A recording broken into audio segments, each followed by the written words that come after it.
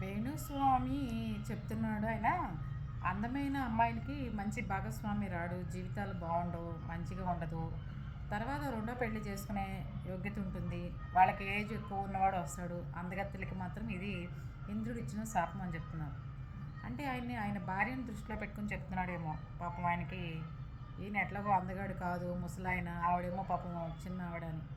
ప్రతి ఒక్కళ్ళకి ఇలా చెప్పడం వల్ల తల్లిదండ్రులు జాతకాలని ఎక్కువ నమ్మేవాళ్ళు ఉంటే, అందగత్తైన కూతురు ఉందనుకోండి, ఏంటి దాని జీవితం ఎలా అయిపోయింది, ఇలా అయిపోతుందేమో, సరిగ్గా సరైన వాడు రాడేమో అనిపించేటట్టు ఉంటుందన్నమాట.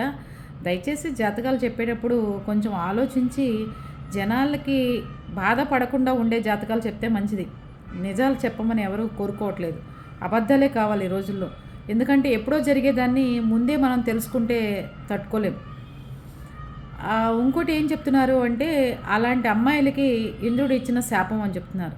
ఇంద్రుడు ఎప్పుడు ఇచ్చాడో, ఎవరికి ఇచ్చారో తర్వాత సంగతి. కానీ అందంగా ఉన్న ఆడపిల్లల విషయంలో తల్లిదండ్రులు ఖచ్చితంగా బాధపడతారు. ఏమంటారు, నిజమే కదా. ఎవరికైనా మంచి జీవితం బాగా ఉంటుంది, మంచి హస్బెండ్ వస్తాడు, ఈ బలన బాగుంటుంది అంటే మనం ఆనందపడతాం కదా. అరే పిల్ల మంచి అందగత్తిరా, మంచి అందమైన వాడు వస్తాడంటే, అందమైన వాడు వస్తే ఈ అమ్మాయిని చూడు, వేరే వ్యవహారాలు ఉంటాయి వాడికి అని చెప్తున్నారు. ఏం చెప్తాం, ఇట్లా పెద్దవాళ్ళు కూడా ఇలా జాతకాలు చెప్తుంటే చెప్పండి.